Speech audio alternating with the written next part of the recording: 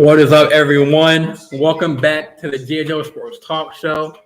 I'm your host, Jordan Jean-Louis, and we are back with another episode.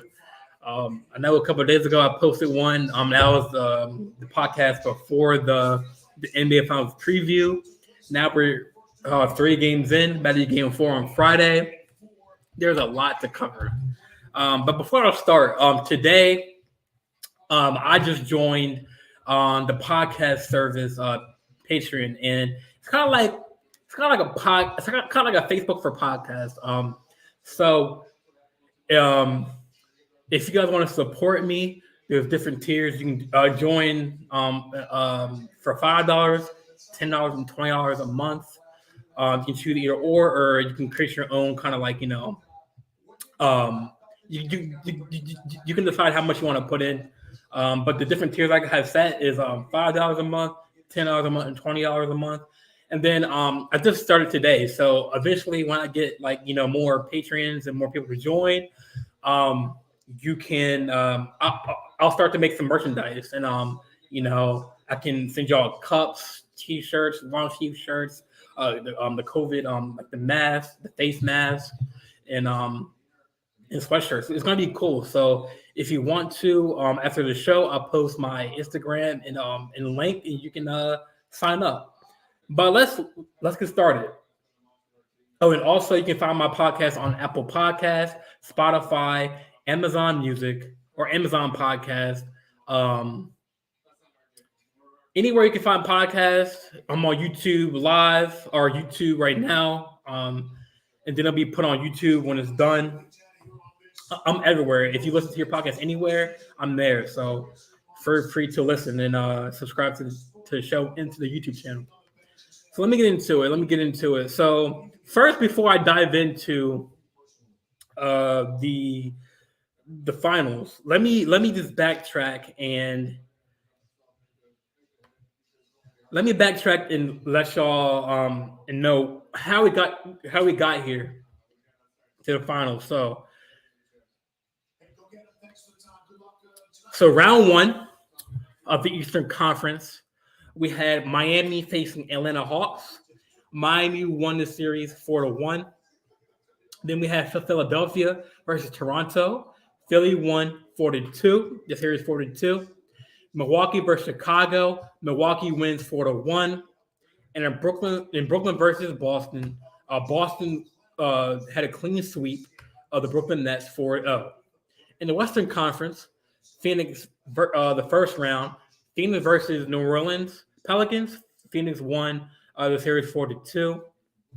Dallas versus Utah. Dallas wins 4-2 as well. Golden State Warriors versus Denver Nuggets. Golden State wins 4-1. Memphis versus Minnesota. Memphis wins 4-2. To set up that for the Eastern Conference semifinals, we got Miami and Philly. Miami pulls it out, wins it 4-2. Milwaukee versus Boston. Boston wins 4-3. Phoenix versus Dallas. Dallas wins series 4-3, which was a pretty good series to me in my eyes from what I saw. Golden State Warriors versus Memphis, which was a kind of a back and forth, but John Morant got hurt middle of the series, so it was kind of like an easy, slide to victory for the Golden State Warriors. Warriors win series 4-2. In the Eastern Conference Finals, Boston versus Miami, crazy series. Boston wins 4-3. And then the Western Conference Final, Dallas versus Golden State. Golden State wins 4-1. Now, this is where we are. The 2022 NBA Finals. Boston is currently leading Golden State 2-1. In Game 1, the Celtics won 120-108.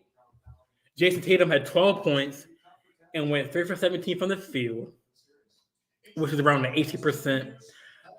Went 1 for 5 from the 3-point line. He helped in other areas of the court, as I saw. He had 5 rebounds, which were all defensive rebounds, and had 12 assists. Now, the hero of that game, of Game 1, was Al Horford, who had 26 points,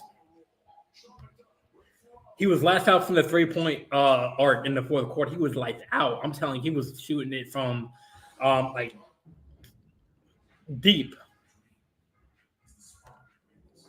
So Al Horford had 20. He was the top scorer with 26 points. He went 9 for 12 from the field and went 6 for 8 on the 3-point line. So yeah, he did pretty good with shooting on the 3-point line. He's like a stretch big.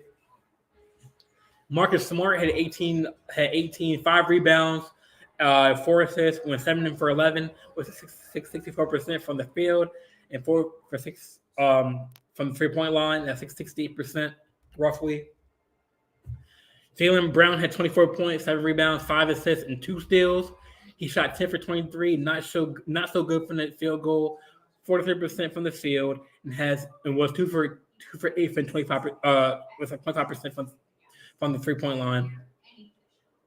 Other players on that were good in game 1 were Robert Williams. He had 8 points to go with 1 steal and 4 blocks. Celtics didn't really have much bench depth and bench help for game 1, other than Derek White, who had 21 points and 3 assists. Overall, as a team, for the Celtics, they went 50.6% from the field goal department, 51.2% from the 3-point line, and 81.3% from the free throw. So, I mean, it was clear from the start that they were against the line early. And like I said in the podcast of the finals preview, like I'm telling you, like the secret sauce for the Celtics are to say stop Klay Thompson, even though to me he's kind of like containing his own self. I'm gonna get into that more in depth in the Warriors side in game 1, but like I said, you have to stop the big two, Curry, and Klay. Curry had 34 points in game 1 with 5 rebounds, 5 assists, and 3 steals. He went 12 for 25, which is roughly a 48 to 50% in the field goal department, and shot half 7 for 14 from the 3-point line. I mean, Klay had 15 points, but was struggling to find his rhythm. In game 1, watching him, I know like we've talked about how in order for, throughout the game, Klay, you can see, I mean, he was desperate for a shot. He couldn't find his rhythm for some reason. I know we all said and discussed that how Klay is trying to come back from this, both an ACL tear and an Achilles tear. That's hard to come back from, and I'm not saying this as an excuse for him, but he just wasn't really in the rhythm. He's not the same Klay Thompson as he was prior to when he got hurt, and that's okay because some players don't even NFL, NBA, any sport who come from those injuries, both those injuries. No, most players don't come back, but we are in the NBA Finals, and I'm just not seeing the energy from Klay. Like in game 1, he had 15 points. He went 6 for 16 from the field goal. And 3 for 7 from the 3-point line. That's not like that's not his usual stat line, I don't know what it is. I mean, I know in game 2, what we're going to dive into after this, he kind of stepped it up a little bit. But then in game 3, on last night's game, his production kind of like went down. So we got Wiggins. He helped out with 20 points. Like I said, Klay had 15, but was struggling to find his footing, his rhythm. He went 6 for 16 from the field goal and 3 for 7 from the 3-point line. The next player, Draymond Green. He's been garbage this series. Draymond had a lousy 4 points, but helped out on the board, which is supposed to be his job. To grab boards, he had 11 boards, 5 assists, and 2 steals. But like, you can't be having on and off games in the finals. The Celtics are not a high school AAU team. They have players. They got Tatum, they got Brown, they got the defensive player of the year, Marcus Smart. They have Al Horford. They have pieces on the bench. Derek White, as you saw, 21 points off the bench. I mean, if you think about it, the Warriors really have a better bench than the Celtics. If you think about it, they have Kaminga, they got Poole. I think he's a starter, kind of like a starter, like bench player. He hasn't really factored him either. In game one, he only had like 9 points, I believe, like 9 points. Let me check his stat line. 1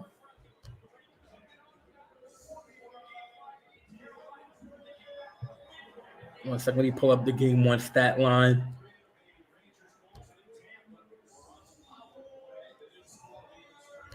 Yeah, I mean, so the box score.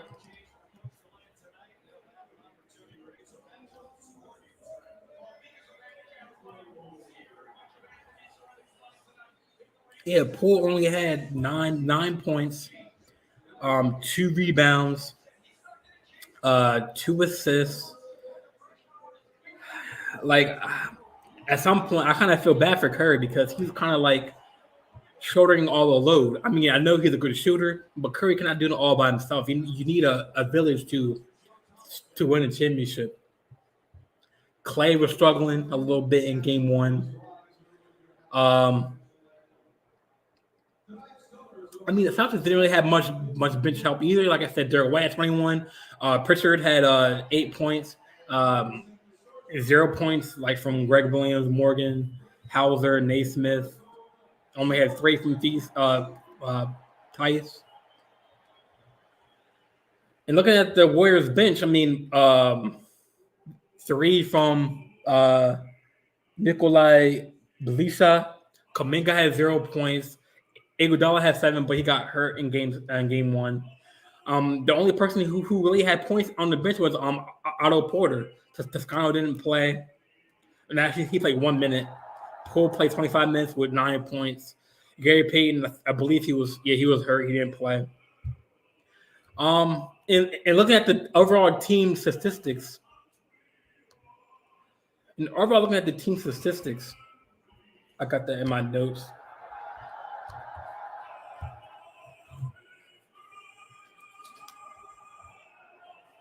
I mean, the Warriors. I mean, the Boston Celtics just had a better game. Went 50.6% from the field, 52% from the 3-point line, and most of their points came from the free throw line at 81%. Overall team effort for the Warriors, not as good as Boston. I mean, they had 44% from the field goal, shot 42 from the 3-point, and 73 from the free throw line. Klay Thompson, I believe he had from the free throw line. Thompson was 0 for 0 from the 3-point line. Green was 0 for 3. Wiggins was 2 for 2. Looney was 2 for 2. Curry was 3 for 4. 0-0 all down the board except for Poole had 4 for 4 from the free throw line. Not much help in game one for the Warriors. And the Warriors, they need to figure it out. They need to figure it out ASAP. Like I said, Draymond Green had 4 points. So now let's go to game 2.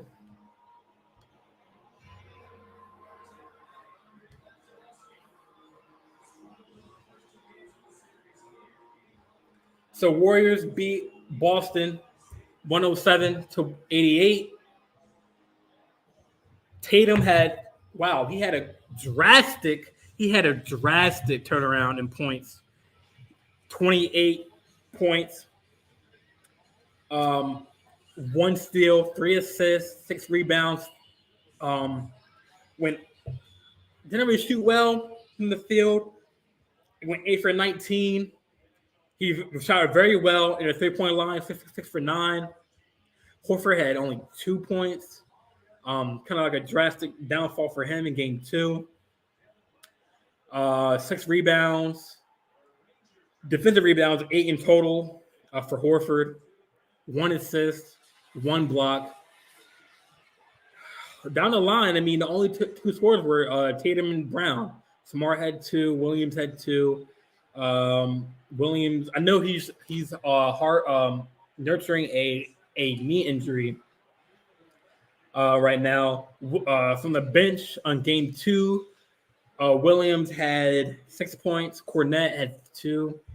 Only 4 minutes. Greg Williams had 21 minutes. Played 21 minutes. Cornette had two points, 1 assist. Greg Williams had 6 points, 1 assist, 1 rebound, 1 block.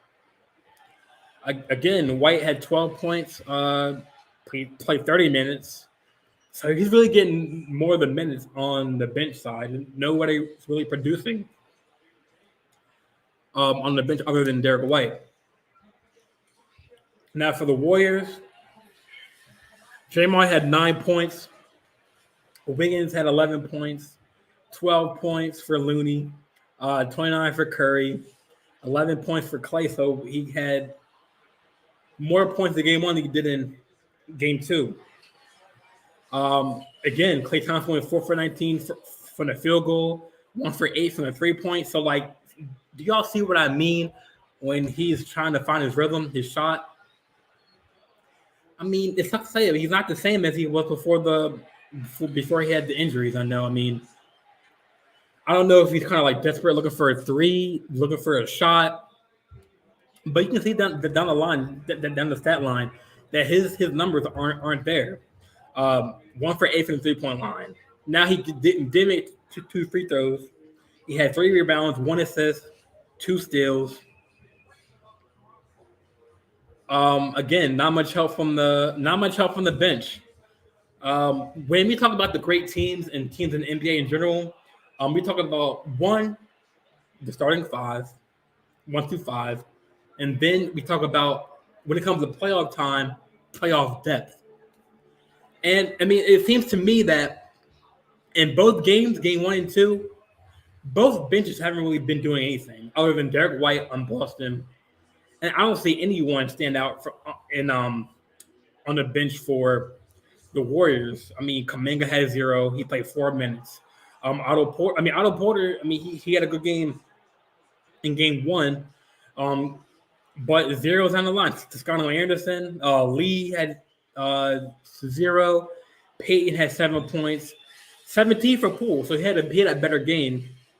But in game 2, overall stats,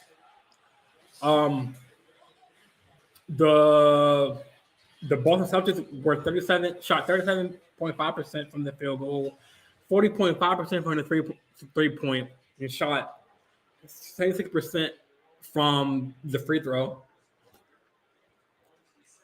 And as you look at the Golden State Warriors side, overall the team, 45.3% from the field goal, 40.5% from the 3-point, and 70%. So look at the free throw line. I mean, Green went 5 for 7 from the free throw. Wiggins went 1 for 2. Looney went 0 for 0 from the 3-point line, or from the field goal. From the free throw. Curry went 6 for 7. So really, Curry had 34 in game 1. Curry had 29 in game 2. What more can you ask for Curry? He's doing his thing, you know? And now the Warriors find themselves down 2-1. Draymond had 9 points. I'm interested to see what the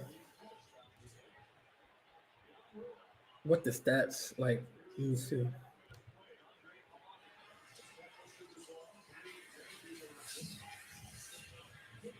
So, all right, team stats.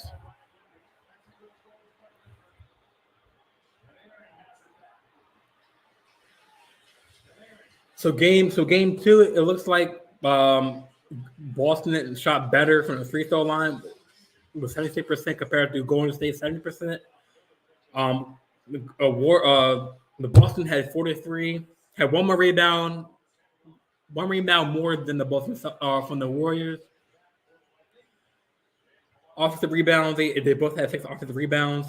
37 to Boston had 37 rebounds compared to 36 rebounds. I mean, it was kind of a close game when you look at it for stat wise, but Boston did it. But Boston lost a game too, so it was a 1-1. Now game 3, last night's game.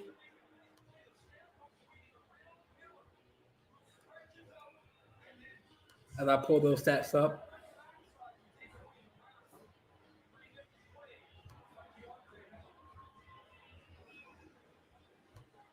One second.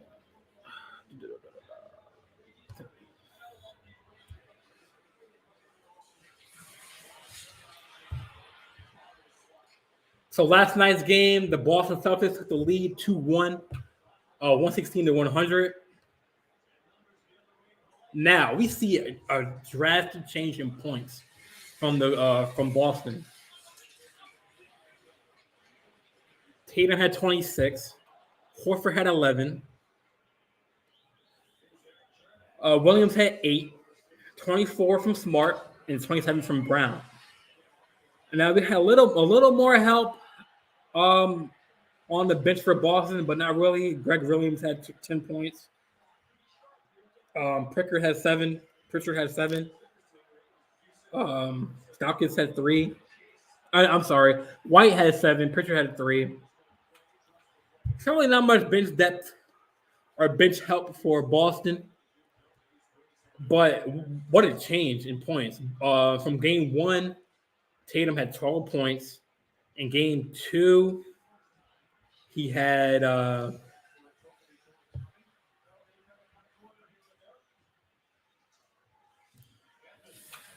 just had those stats up real quick. 1 second.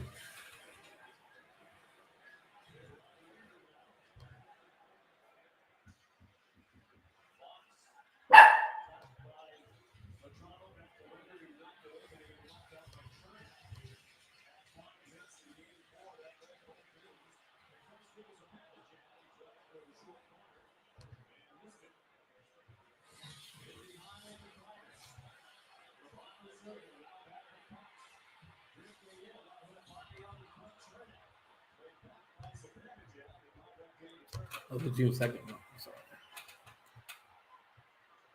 No. Oh, that was.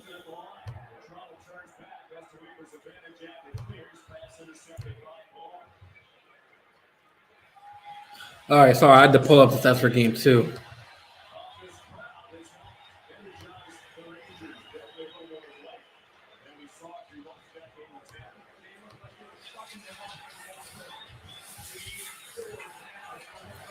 Tatum had 28 in game 2 compared to when he had 12 points in game 1. And then in game 3, he had 27. So we had a lot more scoring, a lot more points from Tatum. A drastic change in points.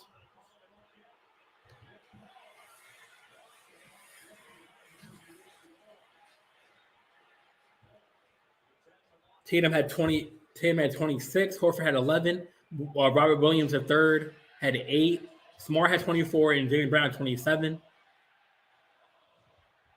So, I mean, I was watching the game last night, and man, Tatum, he was going off, man. Like he wasn't afraid of the big shots, of the big moments.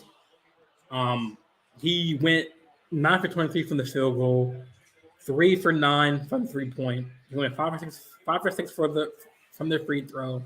He had 6 rebounds, 9 assists, 1 steal. Horford had 11 points, had 8 rebounds, 6 assists, 1 steal, and 4 blocks. Robert Williams had 8 rebounds, 10 rebounds, 3 steals, and 4 blocks. I mean, I had to take my head off to Robert Williams because he's nurturing a leg injury. You know, we see in games 1 and 2, like he's been kind of limping and stuff, and kind of getting hard to get back down the floor. But his effort is key. He was getting blocks last game. He had 4 of those blocks. He went 4 for 5 for the field goal, so he kind of had four. He had a couple points in the paint. 24 points from Marcus Smart. He had 7 rebounds, 5 assists. He just had 5 turnovers. Brown had 27 points. Had 9 rebounds, 5 assists, 1 block. Again, not much help from the bench. It's all about their starters, man. And then looking at the Warriors, I mean, how the hell Draymond does he have 2 points? Went 1 for 4 from the field goal line. 0 for 2. He had 4 rebounds, 3 assists, 1 block. Wonk, wonk, wonk. I mean,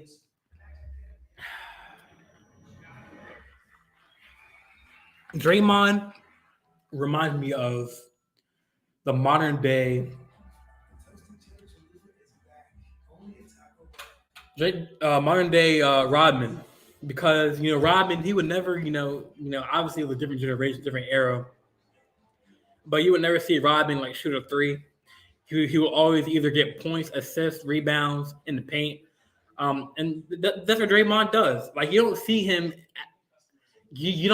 him averaging 25 points, 13 rebounds. Like he's not a scorer like that. He gets his points in the paint, but his attitude on the court, the way he carries himself, he could have got that technical. He could have got kicked off the court for that technical in game 1 when apparently Jaylen Brown said that Draymond kind of tugged on his shorts, but the refs gave him the benefit of the doubt. But how the hell do you have when you're running out? I'll have still a big three of Draymond, Curry, and Clay, and had 2 points on the biggest stage. He 4 points in game 2, was lousy in game 1. I mean, yeah, I see the boards, the rebounds, but that's what you're supposed to do. You're supposed to grab boards. And again, Curry had 31 points. Clay had a better game. He had 25 points. Was 7 for 17 from the field goal. He was 5 for 13 from the 3-point line. He had more field goal. He had more free throw attempts in game 3. But my question now is, can the Warriors contain Jaylen Brown? I feel like the Celtics have a big four: Horford, Jaylen Brown, Jason Tatum, and Marcus Smart. When they're all clicking on the same page, they're hard to stop. Like I said in the podcast for the finals preview before game 1, I said that if Tatum, Brown, Marcus Smart is going to get his buckets, if they can get buckets and are able to switch on defense in the 2-3-3-2 zone and man-to-man defense, they're straight. And look what happened. I've seen them double team Curry sometimes. They put pressure on Clay, and then they leave Draymond Green, which they know is not a prolific shooter, and they leave him to get the points, but he can't produce any points. Curry, you see, is playing more than half the game, 37 minutes. Went 12 for 22 from the field goal, 6 for 11 from the 3-point. Had 31 points, 4 rebounds, 2 assists, 2 steals. Thompson had 3 rebounds, 3 assists, 1 steal. But still, I'm looking at their bench. I mean, nothing from the bench other than Gary Payton II. I'm sorry. Payton had 2 points. Poole had 10. So, I mean, his stats are going, it's like up and down.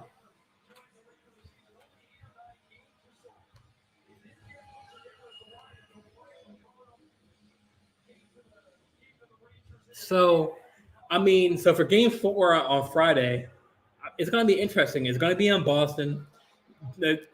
Personally, I've never been to a Boston Celtics game, so I'm pretty sure that atmosphere is going to be hectic in there. Um, the Warriors need to get it together. I know before the series, everyone was saying, "Oh, the Warriors are in the driver's seat because they have Curry." Of course, they have Curry. He's going to do his thing. He's going to do Curry things. Get 31 and 40 points a game. But Clay, like I said, hasn't found his rhythm. There's been spurts of energy and excitement when I see him play, but he's just shooting the shoot.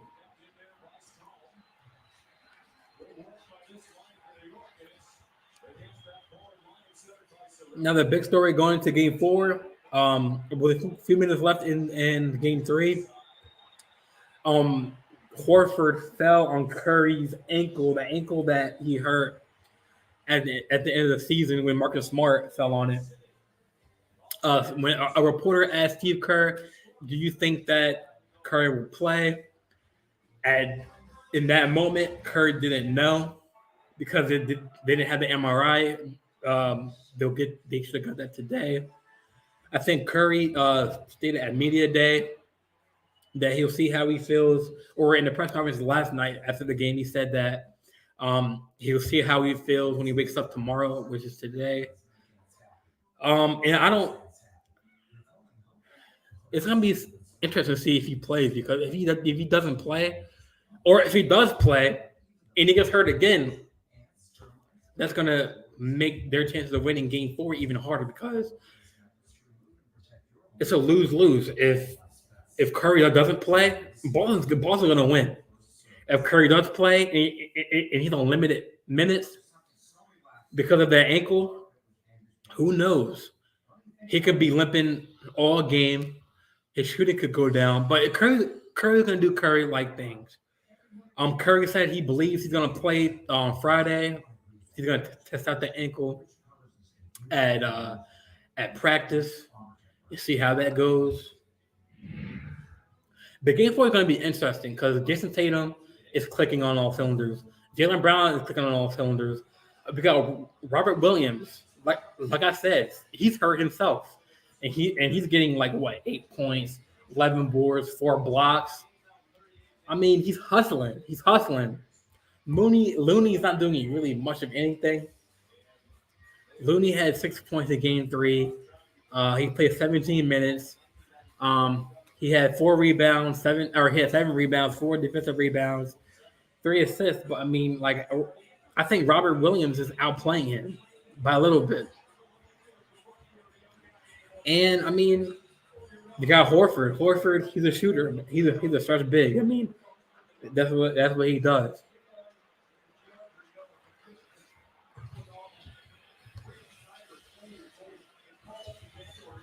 But Game 4 is going to be very, very, very interesting.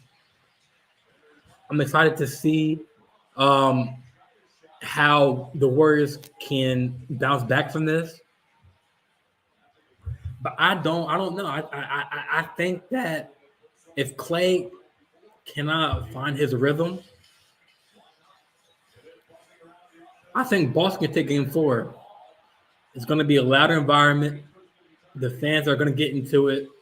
They're going to have momentum in Game 4. But I mean, I think the Warriors are in trouble. The Warriors are in trouble. They have to figure out, go to the watch film, see what they need to do. Draymond can have 2 points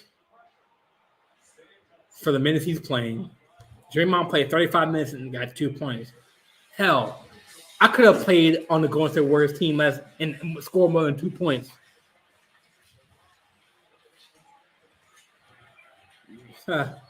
But Game 4 is going to be interesting, and then Game 5 is going to be back in Golden State. So maybe the tides can turn because the way it works is the home team gets 2. Whoever had the best record out of the 2 teams gets home field advantage. So 2 games at their home, then they come to So it's 2 games at Golden State. Now it's 2 games at the Boston arena, and then it goes back. So after game 4 in Boston, they'll go to game 5 in Golden State, back to game 6 in Boston, and then if necessary, a game 7 in Golden State. So I mean, if Golden State can tie it up tomorrow 2-2, I'll be very, very shocked because Clay, yeah, if he keeps up this amount of work for 25 points, that's what we need to see from Clay Thompson. 25 points to help along with Curry. If Clay can't find his rhythm and he's up and down, then Boston's going to take control of that. So, yeah, we'll see. We'll see. But yeah, this would conclude today's episode. Another short episode. But yeah, like I said, my podcast is available on Apple Podcasts, Spotify, Amazon Podcasts. What else? Like this. So if you haven't listened to any of the episodes, feel free to download. All you gotta do is go to JJ Sports Talk Show on Apple Podcasts, Spotify, Amazon Podcasts. Anywhere you find your podcast, listen to your podcast on there. And like I said, if you wanna, it'll be much appreciated if you guys can tune into the show on Patreon. You can put in $5, $10 or $20 a month, and with what you get with that, you get early access to episodes, bonus content. Say if I interview a coach or a player, a local player, you get that. And then at the end of the day, once I get this rolling, I'm gonna have merch on the way: t-shirts, coffee mugs, posters. Yeah. So yes. So again, I'm Jordan Jean-Louis of the JJ Sports Talk Show. And let me know if I miss anything. And let me know. Contact me on my Instagram at JJL_XO. Oh, that's the Instagram. And hit me up there. All right, y'all. I'm out. See you at the game 4.